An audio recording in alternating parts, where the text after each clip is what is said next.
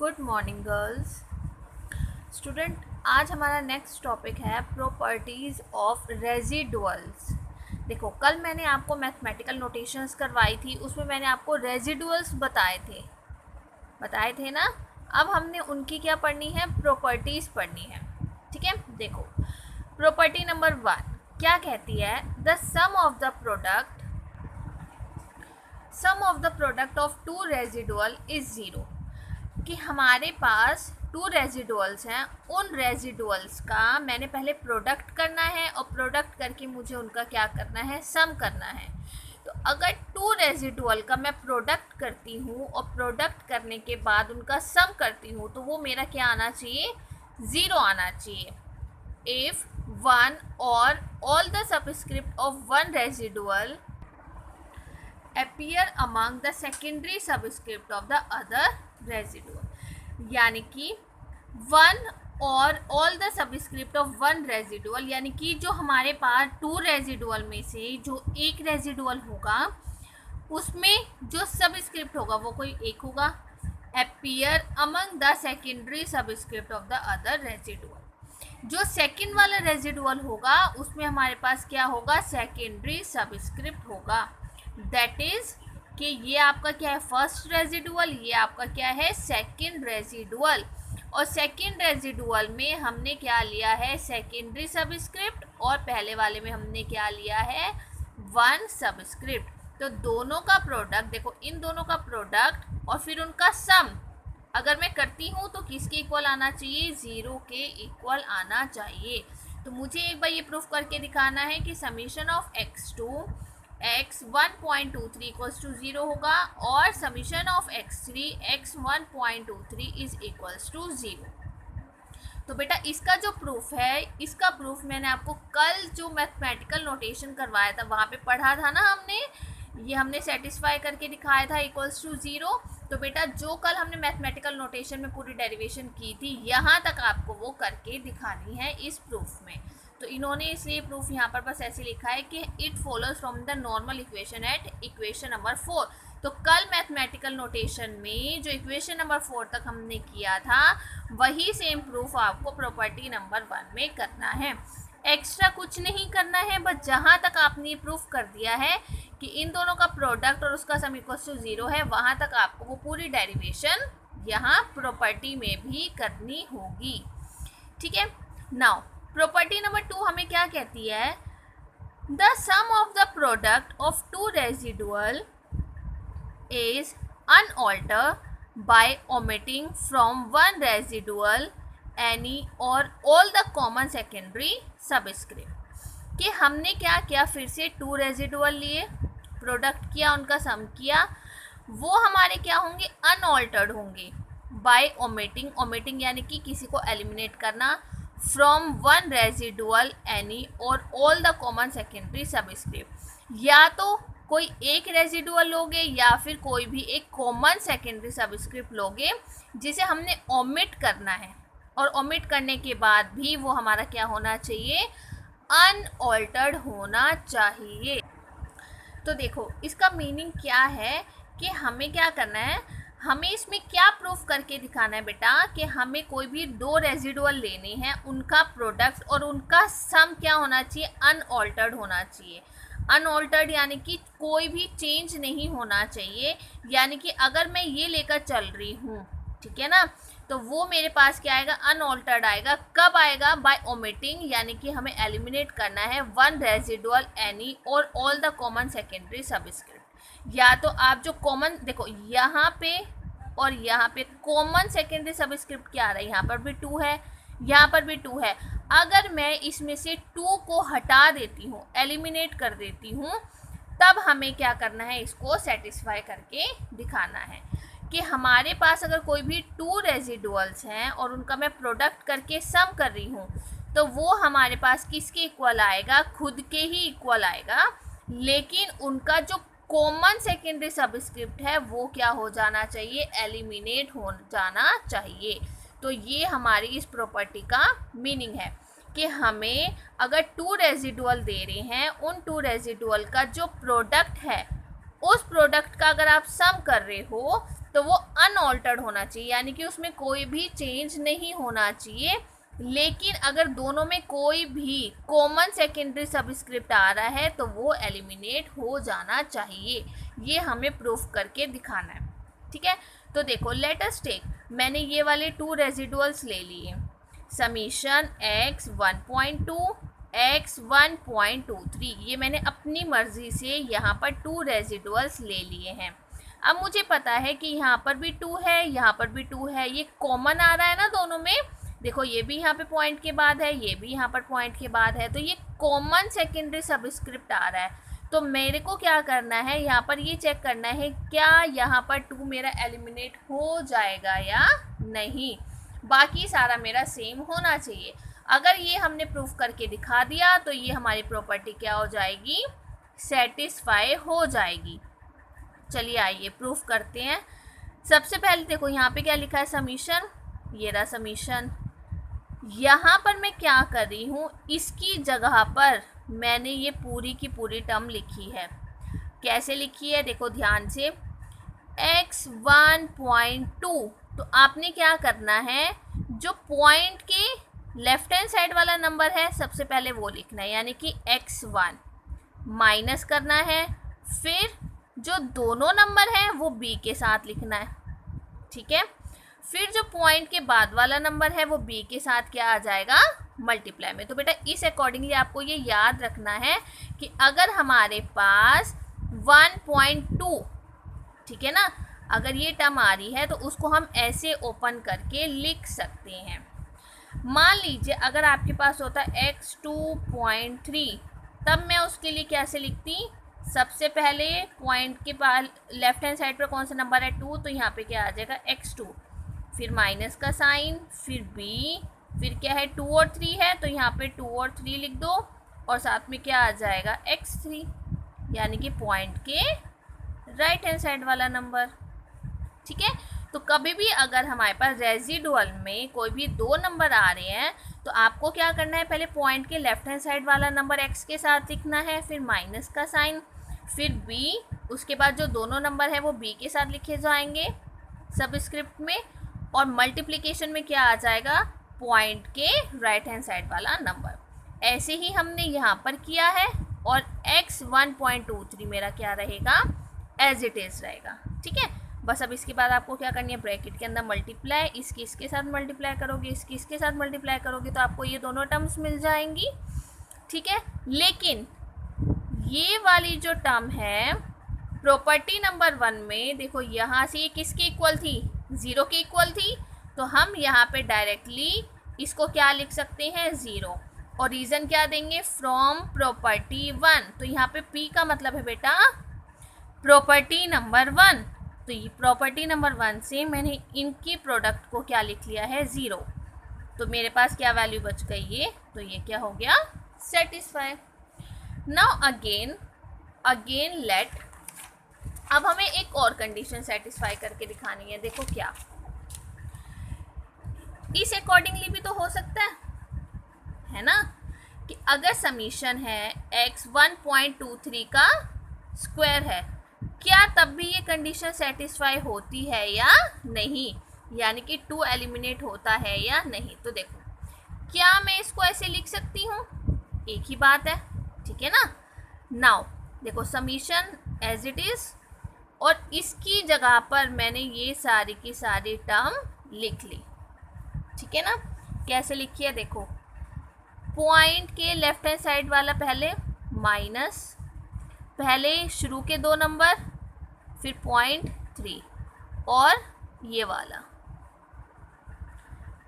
उसके बाद पहला और आखिरी 0.2 और फिर ये वाला। क्लियर है। तो बेटा ये सिर्फ एक ना याद रखने का तरीका है कि सबसे पहले तो क्या आ जाएगा, जो पॉइंट के लेफ्ट हैंड साइड है वो तो हमारा सिंपल लिखा जाता है, फिर b के साथ तीनों नंबर आएंगे। लेकिन अगर यहाँ पर हमारे पास 3 डिजिट हैं और पॉइंट के बाद 2 नंबर हैं तो आप एक एक करके लिखोगे, पहले 1 को 2 के साथ लिखोगे, देन 0.3, फिर एक बार 1 को 3 के साथ लिखोगे 0.2, और यहाँ पर एक बार पहले x2 फिर x3, और ये वाली टर्म तो एज इट इज़ रहेगी ही रहेगी, ठीक है। फिर उसके बाद वही बस ब्रैकेट के अंदर मल्टीप्लाई करनी है आपको, इसको इसके साथ मल्टीप्लाई करना है, फिर इसके साथ करना है, फिर इसके साथ। सिंपल ब्रैकेट के अंदर मल्टीप्लाई करेंगे ये वाली टर्म आ जाएगी, देन अगेन ये वाली टर्म 0, ये वाली टर्म भी क्या हो जाएगी 0 by property number 1। Property number 1 में हमने इनका प्रोडक्ट किसके इक्वल पढ़ा है 0 के, तो ये भी 0 ये भी 0, तो मेरे पास ये वाली टर्म बच जाएगी, तो ये क्या हो जाएगा सेटिस्फाई। ठीक है, चलिए आइए property number 3, if all the subscript of one residual appear in the secondary subscript of the other residual then the sum of their product is 0।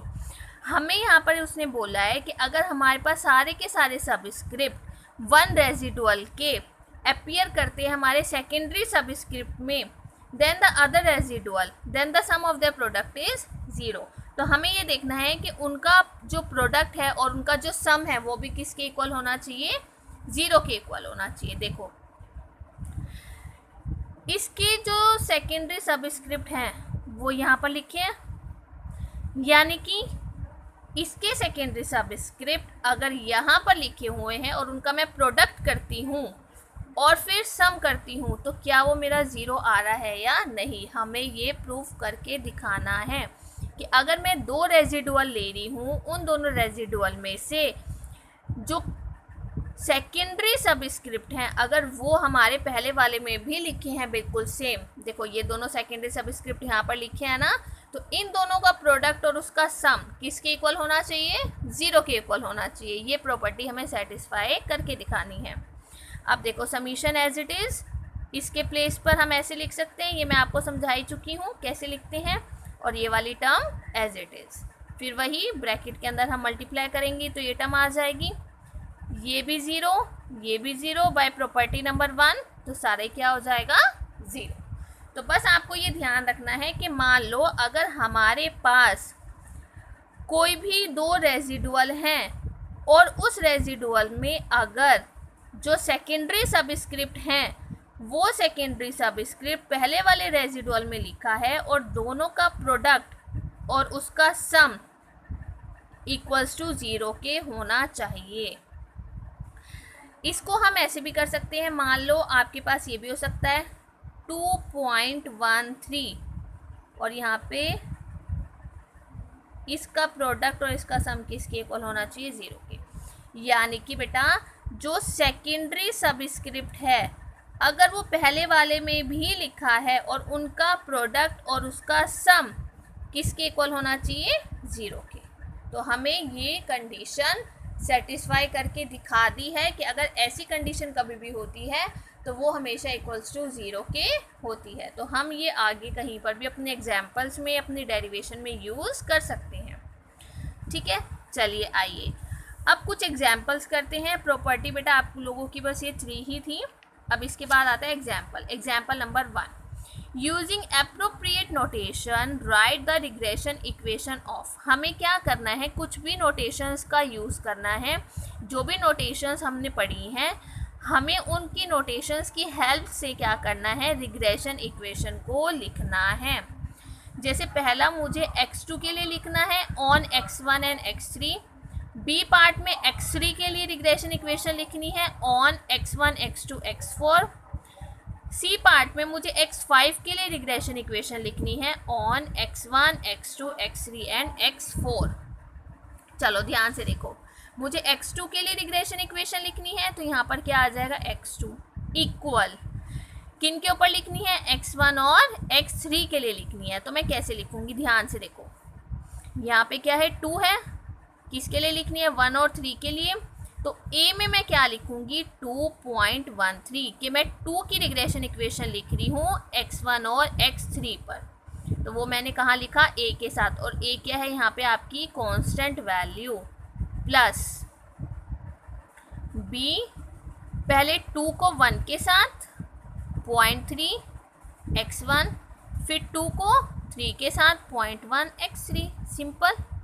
ठीक है, चलो नेक्स्ट मुझे अब x3 के लिए लिखना है x1 x2 x4 के लिए। देखो कैसे लिखेंगे, सबसे पहले a 2.13 प्लस, सबसे पहले मैं क्या लिख रही हूँ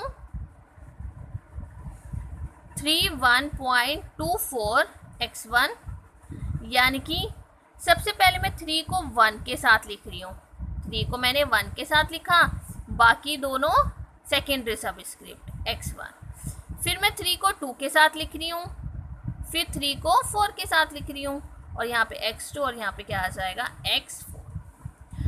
अब हमें 5 को लिखना है 1 2 3 4 के साथ। कैसे लिखेंगे, देखो ये तो सेम रहेगा। अब पहले मैं 5 को लिख रही हूँ 1 के साथ, तो 2 3 4 पॉइंट के राइट हैंड साइड में आएंगे।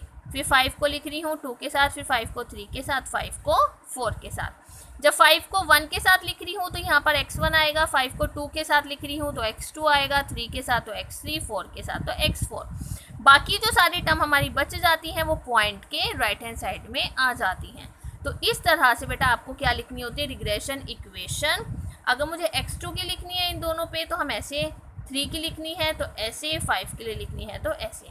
अगर पेपर में इनके अलावा कोई भी आ जाता है तो आपको इस तरह से ये ध्यान रखना है कि कब हमें किसके साथ लिखना है। बस आपको क्या करना है, पहले 5 को 1 के साथ, 5 को 2 के साथ, 5 को 3 के साथ, 5 को 4 के साथ। जब 5 को 1 के साथ लिख रहे हो तो बाकी सारी टर्म पॉइंट के राइट हैंड साइड। जब 5 को 2 के साथ लिख रहे हो तब बाकी सारी टर्म्स को पॉइंट के राइट हैंड साइड।